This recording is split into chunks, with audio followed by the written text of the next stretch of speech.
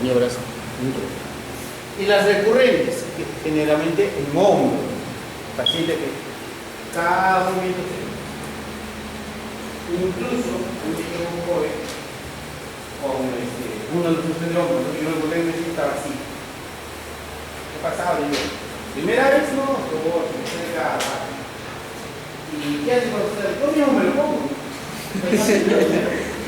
A ver, le digo, y efectivamente pues hizo una maniobra, pero cuando estuvo ahí no pudo, había algo de interior. Entonces, hicimos la maniobra, terminamos la maniobra, entró. Y le digo, ¿cómo así? ¿Quién me enseñaba esa maniobra? Porque yo no la sabía, sinceramente yo no sabía esa posición. Y me dijo, no, a mí se me ocurrió porque ahí me duele menos. En las otras maniobras me duele más. Pero cuando yo me brazo por acá, yo así, no duele casi nada y entra la entrada. Entonces me puse a pensar que hay una maniobra de un mexicano que hace esa posición, la lleva esa posición, lo lleva acá y luego lo van hacia allá. Y evaluando, estudiando, es la menos dolorosa, que es la posición más fisiológica para reducir el hombro. Pues a partir de ahí hago mexicana. Pues. Tiene un nombre en la clase. Yo le digo mexicana, tiene un nombre, o sea, en realidad el nombre propio no tiene. El nombre es del doctor que la puso, no me acuerdo cómo se llama.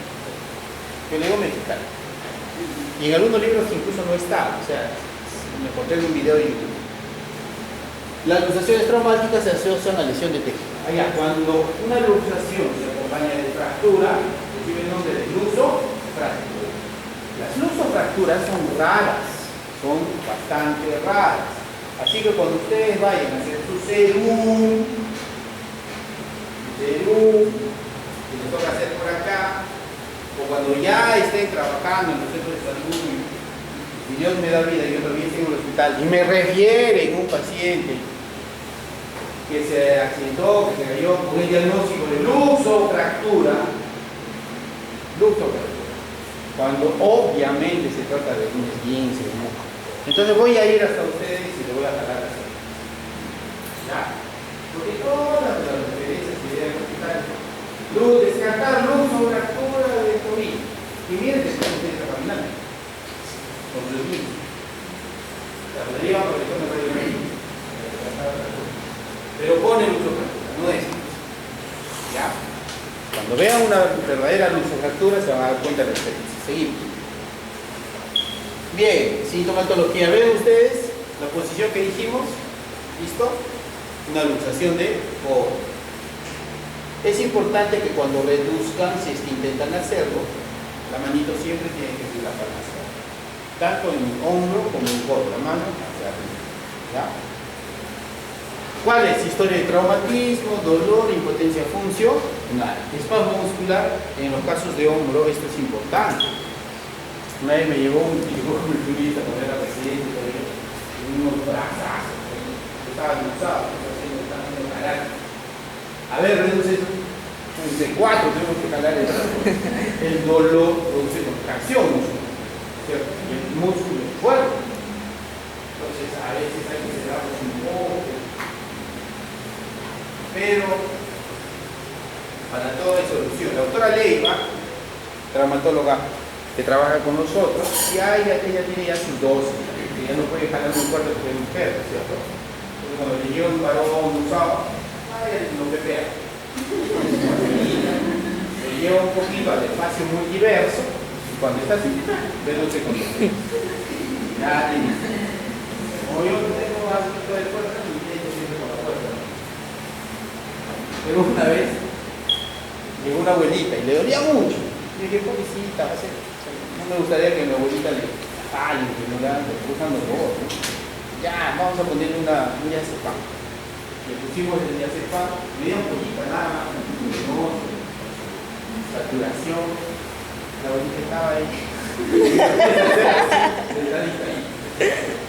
Y ni siquiera habíamos terminado. ¡Abuelita! Nos pegó un susto. Ni siquiera nos reparamos del hombro, el hombro fue solito, no hicimos nada nuevo. Su saturación y comenzó a tener un poco de depresión, respiratoria, los oxígeno, usamos los dedos, secamos, San Expedito. Bueno, pasamos tiempo, se recuperó. Así se le hace falta. En algunos pacientes, pero en otros también produce serias lesiones. Hace poco nos salió a operarse un minuto para sacar un frenillo igual. Y dentro de la medicación de la está el diazepam. Coloca el diazepam, eso para. Salió intubado. Solamente por el diazepam. Igual cuando yo estaba en la residencia, no, en el internado, estaba justo rotando por trauma, ¿no? Entraron a un niño que tenía directamente trabajo en la falange y le había quedado consolidado un poco de teatro. Lo habían entrado para hacerse una clínica y interesante. Entonces, cuando estábamos preparando, no ni siquiera la licencia de entrar, realmente yo estaba un poco nervioso, chiquito, no sé, a mí se me y en el residencia, pone medio de diazepam para que se dice que estaba asustado. Se pone medio de diazepam y un hisopar. Y hisopar, está hisopar. Los dedos por un dedo. Yo tengo mucho miedo a eso, mucho miedo. No lo utilizo. Pero bueno, para ti tiene que ser. Entonces, controlar, vencer el espasmo muscular resulta importante para reducir los sonidos. La actitud que ya hemos visto en táctica y la de fórmula. Seguimos. Al examen físico, bueno, pues ya no hay que abundar mucho, ¿no? Deformidad, puede haber equimosis, lesiones, eritema. Lo más importante es que se pierde el eje de la extremidad, lógico, ¿cierto? Eje alterado. Y obviamente también va a haber acortamientos, sobre todo en la cadera. Recuerden ustedes, siempre suelen preguntar cadera, diferenciar fractura de cadera con luxación de cadera. Si uno está cortado, por la base adentro, se va a lucido, si está lucido, por la base afuera. ¿Ya? Cuando hay luxación siempre está hacia adentro. Está cortado, acortamiento y movilidad normal. Miren ustedes acá, ¿qué pasó acá? Una luxación.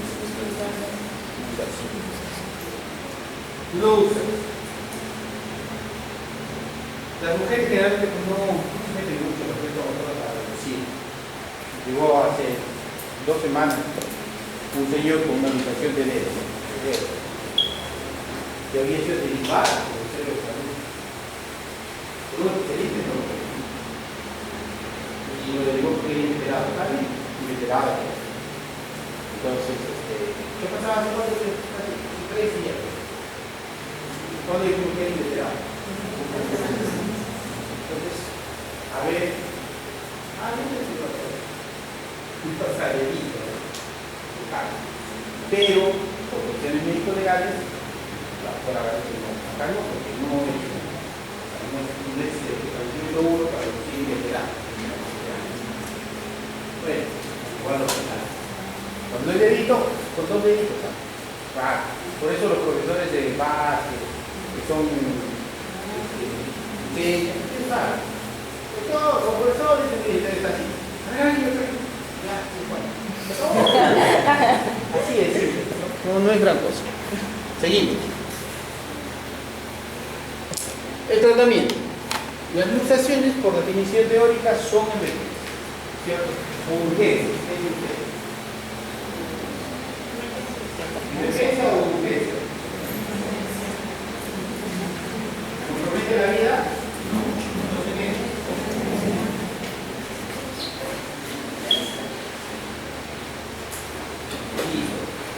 Por lo tanto, su tratamiento tiene que ser lo más precoz posible.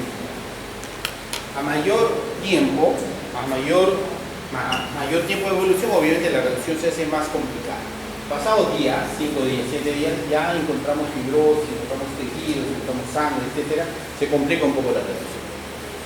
Hay que ver lesiones vasculares, lesiones neurológicas y obviamente las lesiones articulares se pueden hacer reversibles, como en el caso de la abuelita, que ya pasó 3 meses, ya no se puede reducir. A veces entras a la sala de operación y tampoco puedes reducir, porque ya se rompió la cápsula, se estiró el ligamento, se estiró todo. Entonces a veces ya no se puede reducir. Seguimos. Esta es importante para ustedes porque de acá sale una pregunta. Así que tómenle foto, anótenla, escriben, memoricen. ¿Está bien? ¿Cuáles son las etapas? para el manejo de una luxación. Diagnóstico correcto, o sea, saber qué. Reconocer clínicamente si es que hay complicaciones neurológicas, vasculares y óseas, lo más importante. Un estudio radiográfico siempre. Anestesia general o local, excepcional en los dedos, eso hay que tenerlo en cuenta para reducir. Maniobras de reducción suaves e inteligentemente realizadas. Después de reducir, inmovilización y una rehabilitación función. Eso es lo que tenemos que saber al final de cuentas de toda luxación. ¿Qué es lo que tenemos que hacer? Diagnosticamos primero bien, vemos si es que no está comprometido arterias, nervios, ¿correcto? Pedimos una radiografía para verificar nuestro diagnóstico y vemos con anestesia general o anestesia local, vamos a ver si reducimos. Lo colocamos en su lugar suavemente y luego de ello inmovilizamos y mandamos a ver. Y se acabó lo que nos hace. Bien. Complicaciones. Es lo mismo. Siguiente. Inmovilización y tratamiento funcional es lo mismo. Tenía que ver, ¿verdad? Siguiente. Tenía que ver, ¿verdad? Ya. Complicaciones. Mira. Toda luxación tiene pronóstico grave. O al menos eso es lo que hay que decirle al paciente. Porque de verdad, la luxación involucra rotura de ligamentos y rotura de callo. Entonces, si esos componentes de partes blandas no se recuperan al interior, siempre va a haber posibilidad de reducirse. ¿Correcto? Entonces, es importante, porque a veces pasan 5 días, los pacientes comienzan a mover el ombligo, y comienzan a hacer esto.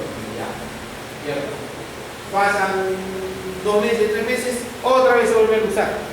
Y cuando viene, doctor, usted no me dijo que podía volver a salirse. Usted tenía que haberme dicho porque no trabaja. Entonces hay que decir que la luxación es grave. En realidad es grave. Y puede tenerse problemas.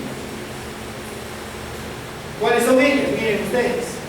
Puede haber una rigidez articular, sobre todo en abuelitos, en relación a una fibrosis cicatrizante. O sea, la cápsula se rompió, pero para regenerarse, ¿qué pasa? Y se fibrosa. La parte que se ha roto tiene que cicatrizar. Y eso se dice. Y a veces cuando cicatriza, no queda igual, queda más acortada. Entonces limita un poco el movimiento, etc. Puede haber hematomas intraarticulares, etc. Mayor riesgo en las articulaciones tropilares, por ejemplo, dedos, codo y el hombro y el rodillo. Esta rigidez. Y otra complicación es la famosa miositis osificante, que también se vale una clase casi la última de la vida. ¿Correcto? Pero también una complicación de la luxación, miositis osificante. Siguiente.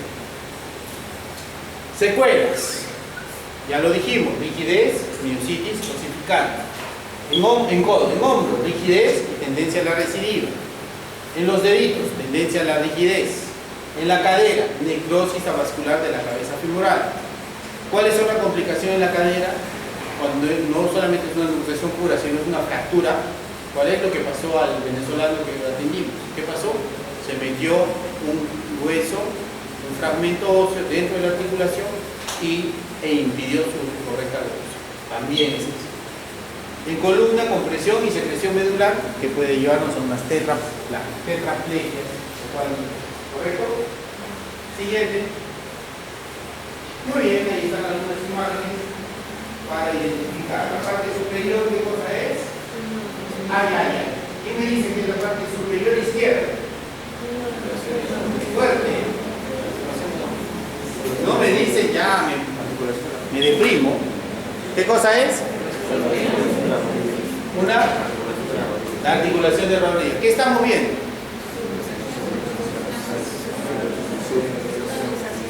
Luxación. ¿Las carillas están una frente a la otra? ¿Están o no están? Sí. Entonces, no hay ni la otra. No está luxado. ¿Pero qué ha pasado ahí? ¿Qué se ha roto? El ligamento. ¿Qué dijimos? ¿Cuál es la maniobra para el ligamento? Ahí está el huesito poste. Entonces, una radiografía en bostezo se llama eso. Tú puedes ir a tomarle la radiografía, a verificar cuándo, si está roto o no efectivamente, le haces la maniobra de bostezo, ya, tómale la radiografía. Entonces ahí verificas, por ejemplo, aquí estamos verificando, señorita Majo, que Con una radiografía hay un esguince de vertebral, una rotura completa, ¿cierto? ¿Acá qué hay? Cadera. ¿Qué estamos viendo? Luxa. Miren ustedes acá. Fémur, acetábulo vacío. ¿Listo? La otra está por acá abajo. Ya a verla. Acá la misma imagen, pero miren ustedes hacia dónde está. Una poste. ¿Sí? Luxación posterior. Miren, está afuera. Y acá, fácil. ¿Qué articulación es esa? Oh, ¿cierto? Muy bien. Para reducir hombro, van a tener una clase en la que van a hacer todas las manos. Para reducir codo, ya la hemos hecho, ¿cierto? Para reducir cadera, supongo que también va a tener una clase, pero nosotros hacemos la maniobra de fígelo. Es la que hicimos. Generalmente yo lo he hecho en el piso, llevo la articulación a 90 grados, la cadera a 90 grados, la presión 90 grados también de rodilla. ¿Listo? Hago contra palanca de mi brazo contra la rodilla y con la fuerza de las piernas directo. Esta parte nunca me va a fallar, gracias a Dios. Pero con la fuerza de las piernas, porque si tú quieres hacer con el brazo no lo vences. La cadera, el muslo es fuerte. Entonces es todo un bloque. Tú tienes que estar perpendicular y la fuerza de los pies es lo que lleva hacia arriba y se reduce.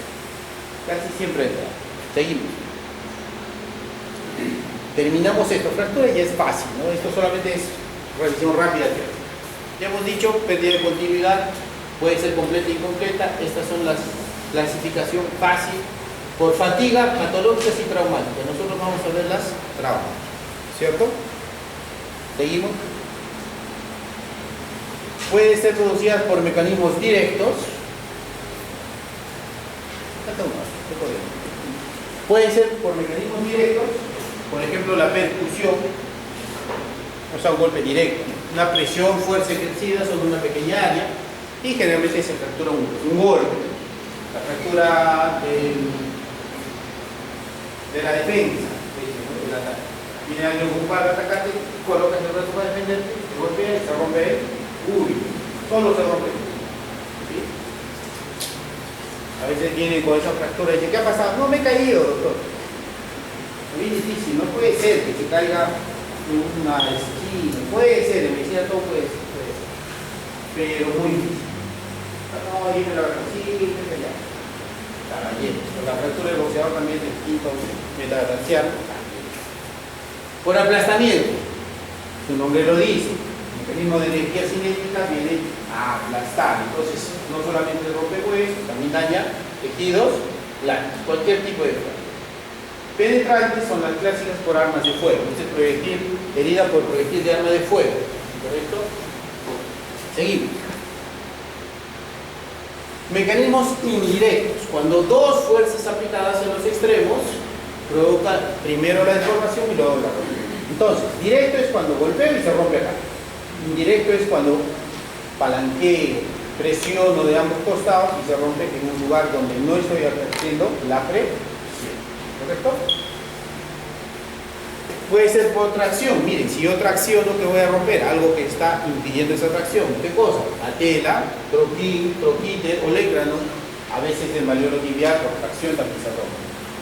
Angulación, su nombre lo dice, lo llevo a un proceso, a un ángulo, lo someto a un ángulo, cualesquiera que en su cabecita piensen ustedes, pero que lleve una angulación, un hueso largo, se puede romper. Fémur, húmero, huesos largos.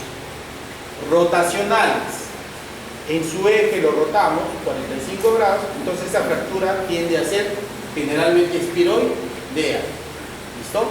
Ahí lo dice, ¿ves? Espiral, espiroidea o helicoidal. Hemos visto una imagen, ¿no es cierto?, de una fractura espiroidea, como una espiral.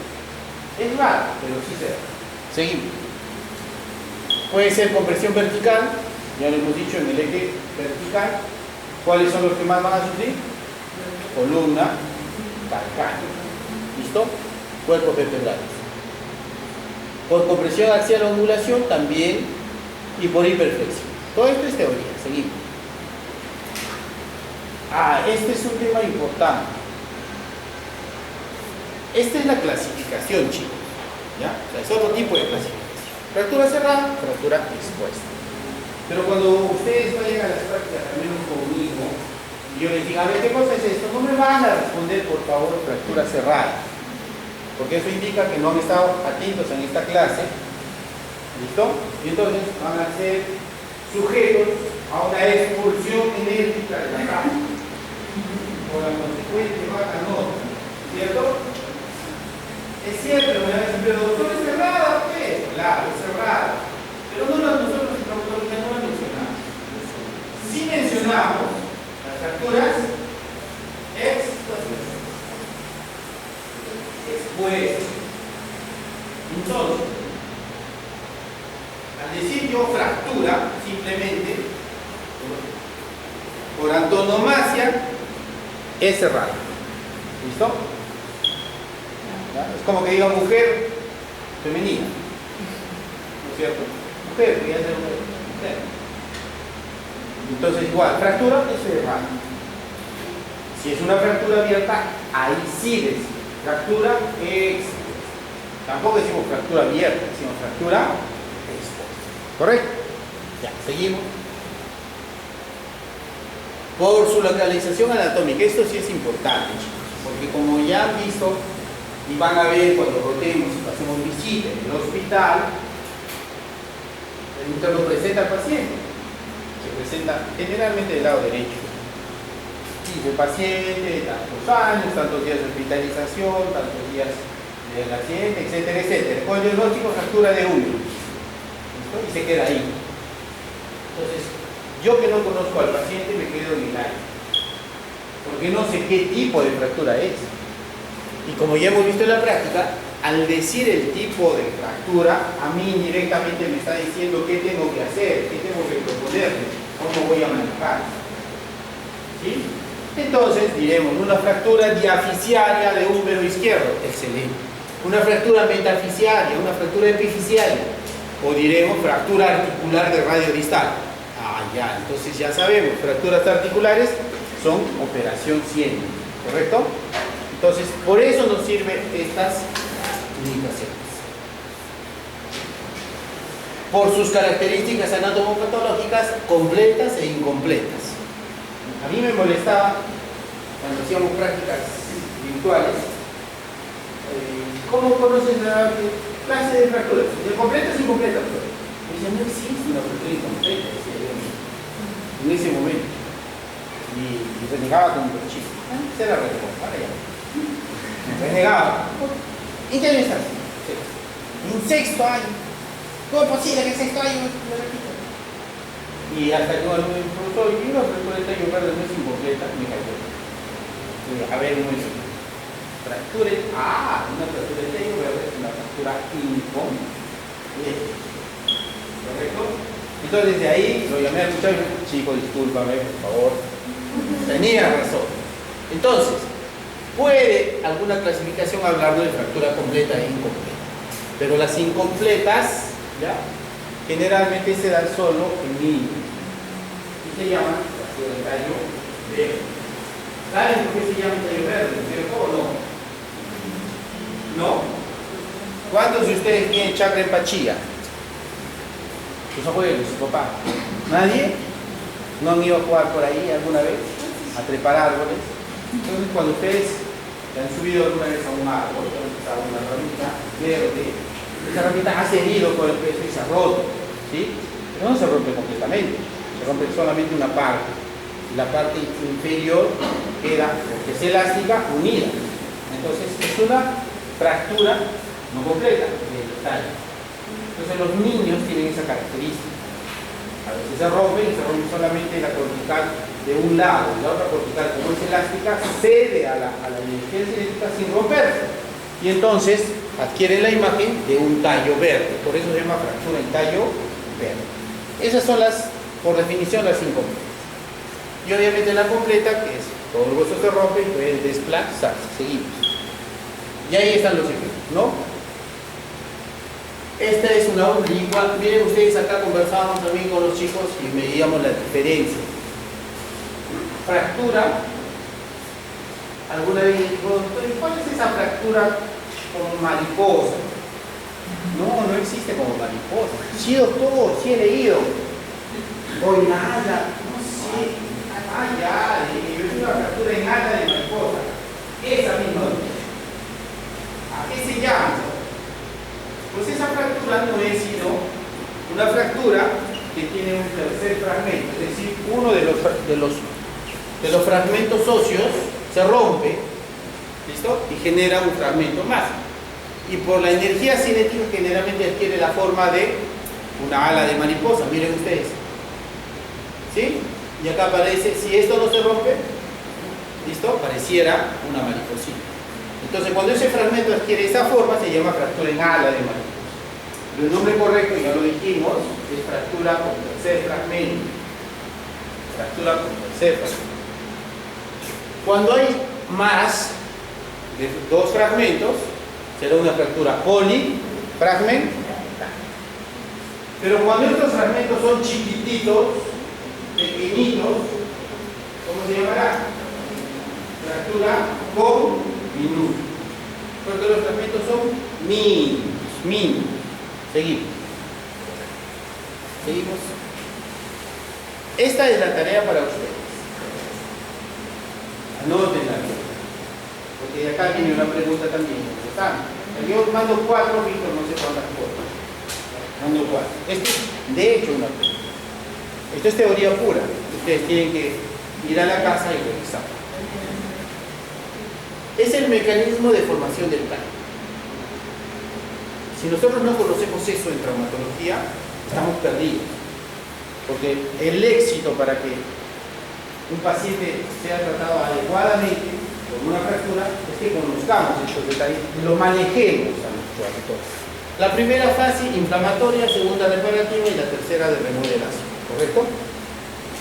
Entonces, en resumen, cuando se rompe un hueso, ¿qué pasa? ¿El hueso tiene vasos, sí o no? Sí. Esos vasos al romperse, ¿qué pasará? ¿Qué harán?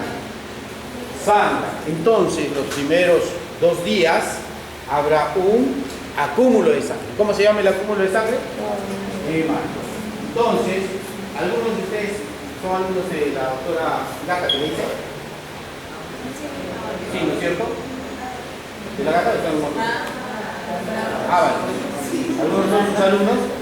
Ya, con ustedes y con mi grupo vimos, ¿no es cierto? Cómo pusimos anestesia a una abuelita que se había fracturado, ¿sí? ¿Y dónde pusimos el anestésico? En el foco, porque se asombraron. Le puse la anestesia y la boquita se quedó así, ¿cierto? Y luego aspiré, salió sangre. Entonces yo me alegré de ver sangre y le puse el anestesia. Y el alumno se asustó, me dijo, doctor, ¿qué pasa? ¿Cómo le va a poner ahí? Se está poniendo endovenoso. Entonces yo rápidamente dije, a ver hijo, en esa estructura, esa línea anatómica, ¿qué arteria pasa? ¿Cierto? No pasa ninguna arteria. Entonces, ¿qué arteria crees que estoy usando para poner endovenosa? No, pues, no. ¿Qué se hace? Se busca el foco fractural. Como el bolsillo está roto, en ese huequito se busca, se palpa. Ustedes veían que con la aguja movía, ¿no es cierto? Movía. Perdón que la toque, señorita, como está durmiendo, la voy a tocar para que se despierte. Entonces, digamos, la fractura está ahí, ¿no es cierto? Y yo con mi agujita le saco la fractura. Y yo como agujita la piel, para no decir, y a veces la aguja queda acá. Entonces no está en el foco, pero yo agarro y comienzo a buscar. Busco, hasta que cae. No es que quede y la aguja se queda parada. ¿Sí o no? ¿Se quedó parada la aguja? No. Entonces aspiro y del foco, del hematoma fractural, sale la sangre. Entonces veo que estoy en foco. Y ahí es donde coloco la anestesia. Entonces le pusimos la anestesia, pasó 3, 4, 5 minutos. Señora, ¿le duele?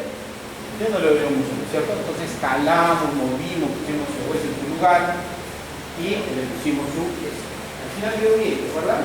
Estaba todo angulado, estaba todo sumado y quedó derechito. Con suerte, con el favor de Dios, ahí quedó. Entonces utilizamos, ahí está, ¿no es cierto? 2, 3 días. Luego de ahí, hasta el quinto día, pasa la fase inflamatoria y viene la fase del callo blando. O sea, el tejido, la sangre ya comienza a transformarse, pero los organismos que ustedes van a averiguar. Creo que este es un motivo de otra clase también, me parece. Pero si no lo es, denle una leidita. Hay unos mecanismos proinflamatorios que se activan, mecanismos de producción, de transformación de fibroblastos en células óseas, y entonces se forma ya un callo blando.